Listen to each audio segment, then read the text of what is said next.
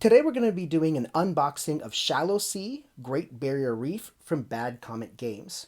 Now, what we're going to be looking at is a prototype, but this is actually the second unboxing of a prototype that I've done with Bad Comet. The last one I did was Wondrous Creatures, and I can say that Bad Comet does an excellent job of preparing prototypes for reviewers that give an idea of what you'll see in the final edition of the game. There will be, of course, some changes, but I fully expect to see some things in here that will be of the same quality that you can expect to see if you back the Kickstarter. So, with that said, let's go ahead and open it up. Now, as I'm doing this, I will tell you that one thing I do not expect we'll find is a rule book. I have read a PDF of the rulebook, and because this is a prototype and the rules can change, I don't think I'm going to see a copy of the rules in here. But as we look at the pieces, I will be able to tell you what they're for and what this game is about.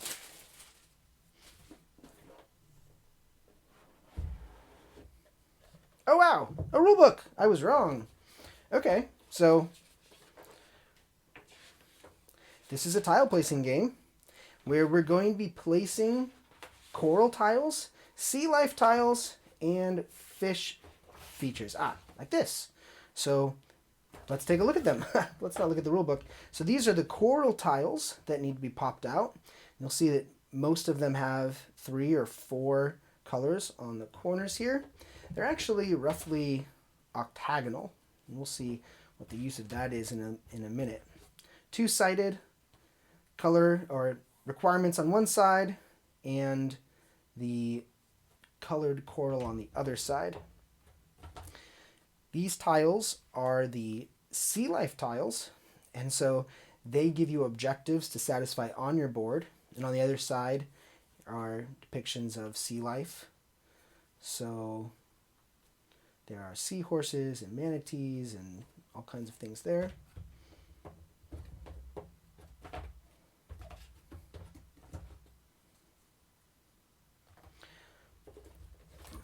Now, the other games that I've reviewed from Bad Comet Games are Amazonia, or Life of Amazonia, and Wondrous Creatures. This is actually the simplest of those 3 games in terms of the rules and in terms of the complexity of the game. So this is what an individual player board looks like. And these are the wooden fish figurines. They are beautifully printed. So there's purple ones. Put this to the side. Those are actually going to go in a bag. In fact, there are some bags over here. Wow. Aren't these gorgeous? So I take it that these are the coral tile bags, the fish wooden pieces, and the sea life tiles. That's beautiful. One thing I did in the last year was get my diving certification for scuba diving. I actually live in Okinawa, which is not by the Great Barrier Reef, but a lot of these fish are the kinds of things that I'd see if I was diving, which I'm really excited about, by the way. Oh, I think these are objectives. I forgot what these are. We'll look it up in just a second. The lionfish card, that's for the solo game.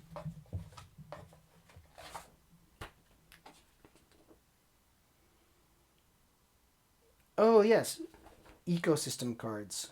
So there's orange ecosystem cards and blue ecosystem cards, and at the end of the game, earn 2 points for each completed fish of the color you have the most of in your ocean. So that's what that one means.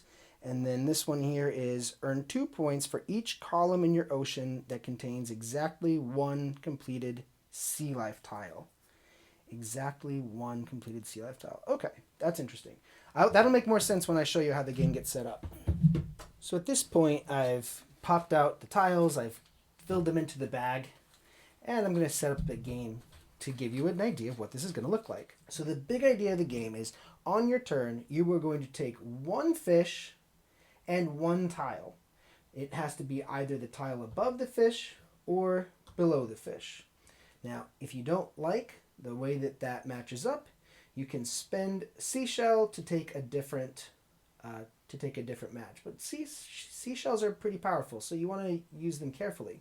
Now, when you place, I might choose this one, and I'll put my face up like that, and it can be rotated any way you want. But the fish goes adjacent in one of the bubble spaces. And what you want to do is you want to place the fish next to the matching color spot. Because later in the game, let's suppose it's a little later, if I've got a fish here, this tile would be said to be complete. And to mark that it's complete, you put a fish on top of it and you flip it over. That isn't all though. Here's what I really like about this game and why I think it's a worthwhile tile placing game. Okay, so I've jumped ahead a few rounds in the game. Suppose this is my board right now, and on my turn I take this fish and this tile. I can place this tile, and I'm going to put the fish right here. And right now I've completed 3 tiles at the same time. But if I were to flip this tile and put the purple fish on, the reason I wouldn't want to do that is because as soon as I put the purple fish here, these tiles are no longer completed because they are lacking the purple fish. So instead what you do in this game is you complete the tile by flipping it over, but you put the green fish on there. Now this tile is complete and this tile is still complete. So we flip this tile over and we put the yellow fish on top. And now this tile is still complete. So you flip this tile over, and now, because I've done 3 tiles, I can now put the purple fish on, and I can use this fish later in the round to complete that one. So what's really nice is you have these chain reactions where you can link the same fish to multiple tiles, and I think that really makes this game stand out. So to summarize, I think as is usually the case with Bad Comet, they've done an excellent job with all of their components. It is a simpler game with fewer components, so you don't have as much artwork in this game as you do in Wondrous Creatures or Life of Amazonia, but it's still very beautifully done. And I think the real selling point of this game isn't so much the components, though. I think it's the tile placing mechanic that really makes this game interesting. But we'll look closer in gameplay in the review that is soon to come. Thanks for watching. See you next time. Bye-bye.